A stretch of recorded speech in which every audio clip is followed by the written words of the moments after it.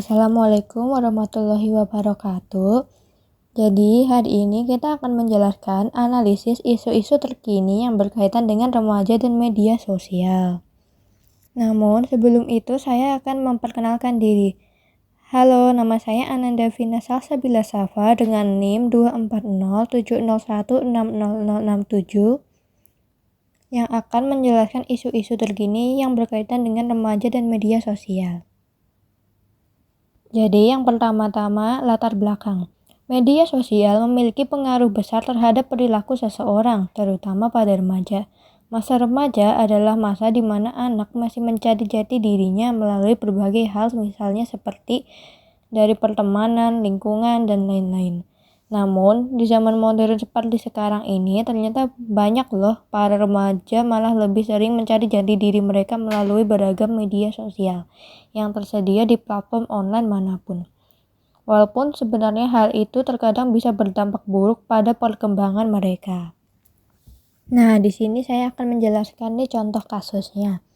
Jadi, contoh kasusnya itu adalah penculikan seorang remaja akibat pacaran online di media sosial. Jadi, kasus ini tuh berasal dari korban yang berinisial MYM, berumur 16 tahun yang diduga berpacaran online dengan pelaku berinisial AW, umur 19 tahun melalui Facebook. Korban yang masih berstatus pelajar SMK ini mengaku sudah berkenalan dengan AW selama seminggu saja. Jadi, sebelum korban hilang, ternyata si korban atau MYM ini sedang ketemuan dengan AW untuk diajak jalan-jalan. Nah, di sini ia tidak curiga sekalipun karena korban ternyata sudah percaya pada si pelaku. Namun setelah jalan-jalan ternyata si pelaku ini malah melakukan aksi nekatnya dengan membawa korban secara paksa ke kosnya yang berlokasi di Colomadu, Karanganyar. Nah, yang selanjutnya kita masuk ke pembahasan.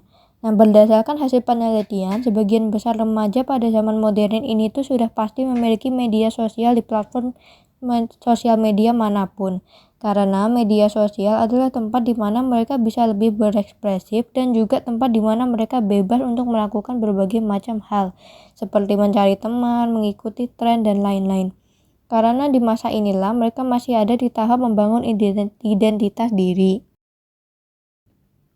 Namun, ternyata media sosial itu bisa menjadi tempat yang berbahaya loh jika para pengguna remaja ini tidak diawasi oleh orang tua mereka. Karena mereka ini bisa mudah terjerumus ke pergaulan bebas, berpacaran dengan orang yang tidak dikenal seperti kasus tadi, dan bahkan kecanduan media sosial. Faktor-faktor yang pertama itu adalah kurangnya pengawasan dari orang tua atau selalu dibebasi. Yang kedua, kurangnya edukasi tentang hal yang baik dan yang buruk di internet serta sebab dan akibat yang akan terjadi jika mereka melakukan hal buruk tersebut di internet. Terus yang ketiga, mereka bisa terpengaruh oleh teman sebaya. Nah, faktor-faktor tersebut itu menjelaskan bagaimana isu-isu terkini yang berkaitan dengan media sosial pada remaja. Nah, setelah itu kita masuk ke dampak. Di sini ada dampak positif dan dampak negatif. Dampak yang positif pertama itu zaman sekarang kita jadi dapat mudah akses ke sarana komunikasi dan sarana untuk belajar hal yang baru. Terus dampak yang kedua itu media sosial emang terkadang sangat menghibur dan bahkan orang dewasa pun bakal terhibur saat memainkannya.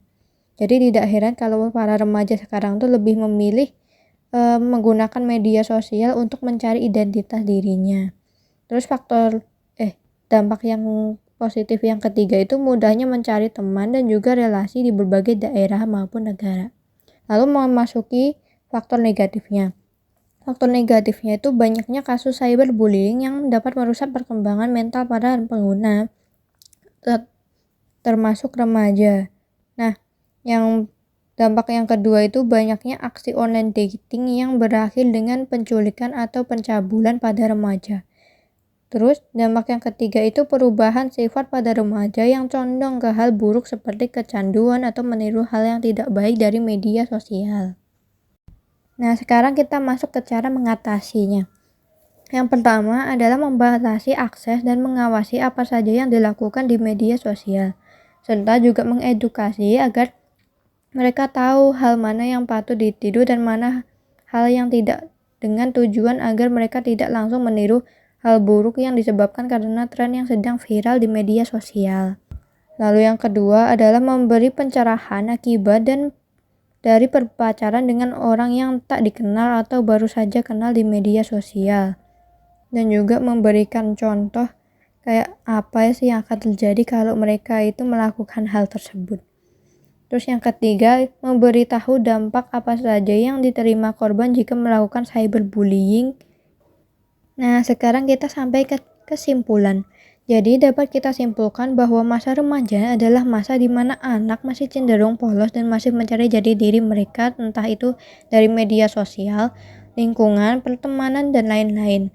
Maka dari itu, mereka masih belum bisa dianggap dewasa karena dapat sifat mereka yang masih sering penasaran akan hal baru dan tidak mau ketinggalan tren dan masih cenderung tidak bisa menilai mana hal yang baik dan yang buruk, apalagi saat main media sosial. Nah, maka dari itu orang tua perlu mengawasi anak remaja mereka dengan benar agar mereka tidak terjerumus ke hal-hal yang buruk saat mereka mulai mengakses sosial media mereka. Nah, yang terakhir ada unity of silence. Ya ayyuhallazina amanu qullaha wal taqdur nafsum ma qaddamat lighad wattaqullaha innallaha kabirum bima ta'malun.